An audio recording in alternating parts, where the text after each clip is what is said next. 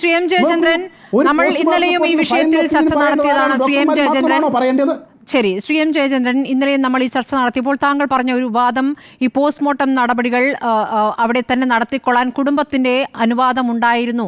അത് ഭാര്യയുടേതാണോ മറ്റാരുടെയെങ്കിലും ആണോ എന്ന കാര്യത്തിൽ വ്യക്തതയില്ല എന്നാണ്. പക്ഷേ അങ്ങനെ ഒരു അനുവാദം ഉണ്ടായിരുന്നില്ല. മാത്രമല്ല അവിടെ ചെയ്യരുത് എന്ന് തന്നെ പറഞ്ഞിരുന്നു എന്നാണ് ഇപ്പോൾ അനിൽ പി നായർ പറയുന്നത്. നവീൻ ബാബുവിന്റെ ബന്ധുവാണ് പറയുന്നത്. അതിനെ അവിശ്വസിക്കേണ്ടതില്ലല്ലോ.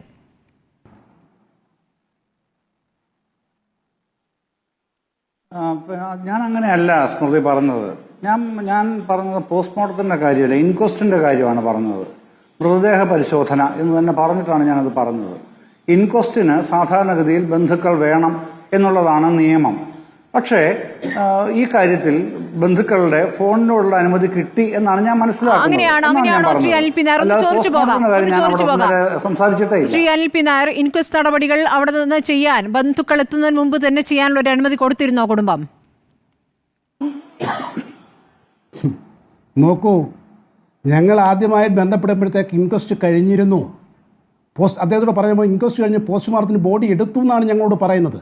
നോക്കൂ, നിയമപരമായി കളക്ടറല്ലേ CRPC പഠിച്ച ശേഷം ആണല്ലോ, ഒരു കളക്ടറുടെ ഔദ്യോഗിക പരിശീലനത്തിന്റെ ഭാഗമാണല്ലോ ക്രിമിനൽ നടപടിക്രമം പഠിക്കുക എന്നുള്ളത്. അതിൽ അദ്ദേഹം എത്രയോ പോസ്റ്റ്മോർട്ടങ്ങൾക്ക് സാക്ഷ്യം വഹിച്ചിട്ടുള്ളതാണ് നിർദ്ദേശം അറിയാവുന്ന വസ്തുതയല്ലേ.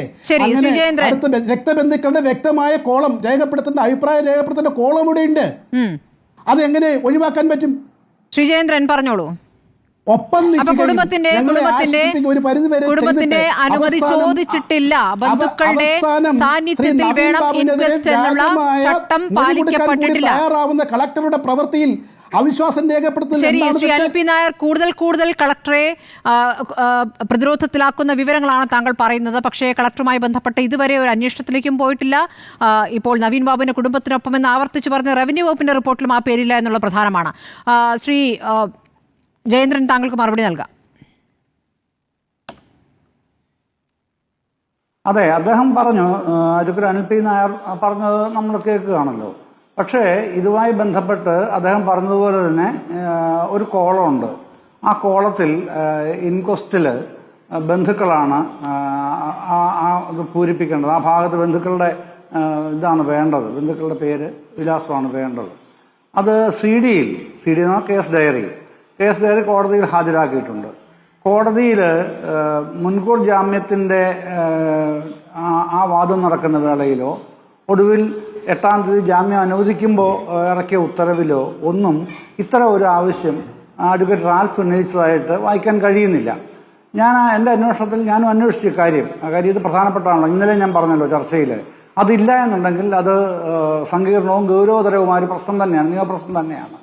അപ്പോൾ CD-യിൽ അതൊക്കെ കേസ് ഡയറിയിൽ അത് ഉണ്ട് എന്നാണ് എൻ്റെ അറിവിൽ എനിക്ക് കിട്ടിയ വിവരം. അതുകൊണ്ടാണ് ഞാൻ ഇപ്പോഴും അത് തന്നെ പറയുന്നത്. പക്ഷേ അഡ്വക്കേറ്റ് അനിൽ പി നായർ പറയുന്നു, അവർ കോൺടാക്ട് ചെയ്യുമ്പോഴേക്ക് പറയുന്നത് ഇൻക്വസ്റ്റ് കഴിഞ്ഞു എന്നാണ് പറഞ്ഞതെന്ന് പറയുന്നു. അത് കോടതിയിലാണ് വിശദമായി വരേണ്ടത്. പിന്നെ മറ്റൊരു കാര്യം, അദ്ദേഹം ഇതുമായി ബന്ധപ്പെട്ട കാര്യങ്ങൾ മുഴുവൻ ഇതുവരെയുള്ള കാര്യങ്ങൾ പറഞ്ഞുവല്ലോ സ്മൃതി. എൻ്റെ അഭിപ്രായത്തിൽ അവരുടെ ഇപ്പോൾ നവീൻ ബാബുവിൻ്റെ ഭാര്യ കൊടുത്തിട്ടുള്ള ഹർജിയിൽ, ഹൈക്കോടതി കൊടുത്തിട്ടുള്ള ഹർജിയിൽ, CBI അന്വേഷണം ആവശ്യപ്പെട്ടുള്ള ഹർജി മൾട്ടി ഫേസറ്റഡ് ടാർഗറ്റാണ് എന്നാണ് എൻ്റെ അഭിപ്രായം. അതാണ് കാരണം അത് ബഹുമുഖമായ ലക്ഷ്യങ്ങളുള്ള ഒരു അപേക്ഷയാണ്. കാരണം അവരെ സംബന്ധിച്ചോളം ഹൃദയഭേദകമായ ഒരവസ്ഥയിലാണ് അവർ ജീവിക്കുന്നത്. അവരെ സംബന്ധിച്ചോളം എല്ലാം നഷ്ടപ്പെട്ട അനുഭവമാണ് അവരനുഭവിക്കുന്നത്. അതിൻ്റെ പേരിലാണ് അവർ ആ കേസ് കൊടുക്കുന്നത്. ഇപ്പോൾ നമ്മൾ ഇന്നലെ ചർച്ച ചെയ്തതുപോലെ തന്നെ എന്നാൽ അതിനേക്കാളും കുറച്ചുകൂടെ കടന്ന് നമ്മൾ കാര്യങ്ങൾ കുറെ കൂടെ ഈ വസ്തുതാപരമായി വിലയിരുത്തുമ്പോൾ ഒരു പോലീസ് അന്വേഷണത്തിൽ ഇപ്പോൾ ഈ കേസിൽ, നവീൻ ബാബുവിൻ്റെ കേസിൽ പോലീസിന് SIT ഉണ്ട്, സ്പെഷ്യൽ ഇൻവെസ്റ്റിഗേഷൻ ടീം എന്തൊക്കെയാണ് അന്വേഷണം നടത്തുന്നത്, ഏതൊക്കെ തരത്തിലാണ് ഇപ്പോൾ അന്വേഷണം പോയിക്കൊണ്ടിരിക്കുന്നത്, എന്തൊക്കെയാണ് ഇതുവരെ അന്വേഷിച്ച കാര്യങ്ങൾ എന്നറിയാൻ നവീൻ ബാബുവിൻ്റെ ഭാര്യയ്ക്കോ മക്കൾക്കോ ബന്ധുക്കൾക്കോ അഡ്വക്കേറ്റ് അനിൽ പി നായർക്കോ മറ്റാൾക്കാർക്കോ ഒരു മാർഗവുമില്ല, പൊതുസമൂഹത്തിനും യാതൊരു മാർഗവുമില്ല.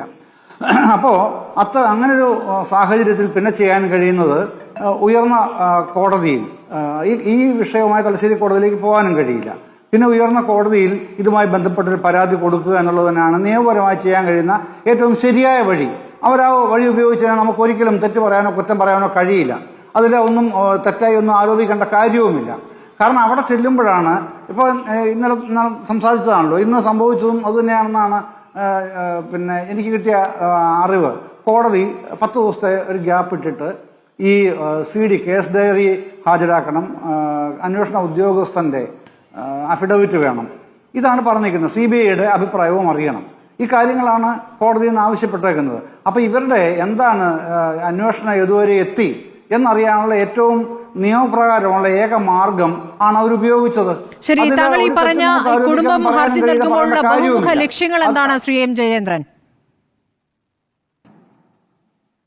അല്ല, അതാണ് ഒന്നാമത്തേതാണ്. രണ്ടാമത്തെ കാര്യം ഇത് കോടതി ഇന്ന് ചോദിച്ചല്ലോ, ഇത് ആത്മഹത്യാ കേസല്ലേ, എന്താണ് ഇങ്ങനെ വരുന്നത്, പിന്നെ കൊലപാതകം എന്ന് പറയുന്നത്. അപ്പോൾ അതിന് അഡ്വക്കേറ്റ് അനിൽ P. നായർ അദ്ദേഹത്തിന്റെ കാര്യങ്ങൾ, അദ്ദേഹത്തിന്റെ പ്രശ്നം അദ്ദേഹം പറഞ്ഞു കഴിഞ്ഞു. എനിക്ക് മനസ്സിലായിട്ടുള്ള കാര്യം എന്ന് പറഞ്ഞാൽ ഈ പിന്നെ BNSലെ 108 നമ്മൾ നേരത്തെ ചർച്ച ചെയ്തിട്ടുള്ളതാണ് പല ചർച്ചകളിലും. 108 അബറ്റഡ് സൂയിസൈഡ് ആണല്ലോ, ആത്മഹത്യാ പ്രേരണാ കുറ്റം. അപ്പോൾ ഇവിടെ ഇന്ന് കോടതി പ്രത്യേകമായി ചോദിക്കുന്നുണ്ട്, പിന്നെ വക്കീൽ പറയുന്നുണ്ട് അതിന്റെ മറുപടി കോടതിയോട്. അപ്പോൾ ഇത് ആത്മഹത്യാ പ്രേരണ കുറ്റമായിട്ടാണല്ലോ വരുന്നത്, ഇപ്പൊ എന്താണ് കൊലപാതകം എന്ന് പറയുന്നത്? അപ്പോഴാണ് വരുന്നത് പിന്നെ ശരിയായ നിരീക്ഷണം തന്നെയാണ്, വസ്തുതാപരം തന്നെയാണ്, ഒരു തെറ്റുമില്ല. കാരണം ഇതിൽ ആത്മഹത്യയാണെങ്കിൽ ഒരു ആത്മഹത്യാക്കുറിപ്പ് ഉണ്ടാവണ്ടേ? സ്വാഭാവികമായും ആരും പ്രതീക്ഷിക്കുമല്ലോ ഒരു ആത്മഹത്യാക്കുറിപ്പ്. അല്ലെങ്കിൽ അത് ഒളിപ്പിച്ചിട്ടുണ്ടാവണം, പോലീസോ മറ്റ് ഏതെങ്കിലും ബാഹ്യശക്തികളോ അത് ഒളിപ്പിച്ചിട്ടുണ്ടാവണം. അപ്പോൾ അവിടെ സംഭവിക്കുന്നത് സംശയകരമായൊരു മരണമായിട്ട് പിന്നെ അത് മാറുകയാണ്. അതാണ് അവർ കൊലപാതകം എന്നുള്ളത് ഉറപ്പിച്ചല്ല പറയുന്നത്, അത്രയൊരു സംശയം അവർക്കുണ്ട്. ആ സംശയം സ്വാഭാവികമായും ഈ ആത്മഹത്യാ പ്രേരണ കുറ്റം എന്നുള്ള നിലയ്ക്കാണ് ഇത് വന്നിട്ടുള്ളതും പിന്നീട് ദിവ്യ അറസ്റ്റിലാവുന്നതും പിന്നെ ജാമ്യത്തിൽ വരുന്നതും ഒക്കെ അങ്ങനെയാണ്. കേസ് മുമ്പോട്ട് പോകുന്നത് അങ്ങനെയാണെങ്കിലും ഈ പ്രശ്നങ്ങൾ ഇന്ന് അവർ ഉന്നയിക്കുമ്പോൾ അത് പ്രധാനപ്പെട്ട കാര്യമാണ്. അത് പിന്നെ ഈ ആത്മഹത്യാ കുറിപ്പ് എവിടെ ഇല്ല, അതാരെങ്കിലും പോലീസിന്റെ ഭാഗത്തു നിന്നെങ്കിലും തിരിമറി ഉണ്ടായിട്ടുണ്ടോ, അല്ലെങ്കിൽ ബാഹ്യശക്തികൾ ആരെങ്കിലും ഇടപെട്ടിട്ടുണ്ടോ, ആ പ്രശ്നങ്ങൾ കൂടി ചേർത്തുകൊണ്ടാണ് അതിൽ ഇങ്ങനെ സംശയമുണ്ട് എന്ന് പറയുന്നത്. അപ്പൊ അത് ആ ലക്ഷ്യമുണ്ട്. ഇത് രണ്ടും ഒരു കാരണവശാലും സംശയാസ്പദം പോലുമല്ല, പിന്നിലെ തെറ്റെന്ന് പറയേണ്ടത്.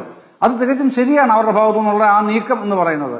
അവര് പിന്നെ CPIM എന്ന രാഷ്ട്രീയ പാർട്ടിയെയോ LDFന്റെ ഗവൺമെന്റിനെ അവിശ്വസിച്ചിട്ടല്ല ഈ ചെയ്യുന്നത്. അല്ല, പക്ഷേ ഇപ്പോൾ അവിശ്വാസം കൃത്യമായി രേഖപ്പെടുത്തുന്നുണ്ട്. ഇപ്പോഴുള്ളത് അവിശ്വാസം മാത്രമാണ്. ശ്രീ M. ജയചന്ദ്രൻ, ഈ ഘട്ടം വരെ, ഈ 44-ാം ദിവസം വരെ അവരൊരു വിശ്വാസം, പ്രതീക്ഷ വെച്ചിരുന്നു എന്നുള്ളതാണ്. ഈ SIT എന്നുള്ളത് വിശേഷം, അതിന്റെ വിശേഷം എന്താണ് എന്ന് കൂടി കോടതിയിൽ നിന്ന് അവർ പറയുന്നുണ്ട്. ലോക്കൽ പോലീസ് തന്നെയാണ്, SIT എന്നൊക്കെ പേരിന് മാത്രമാണ് എന്നുള്ളത്.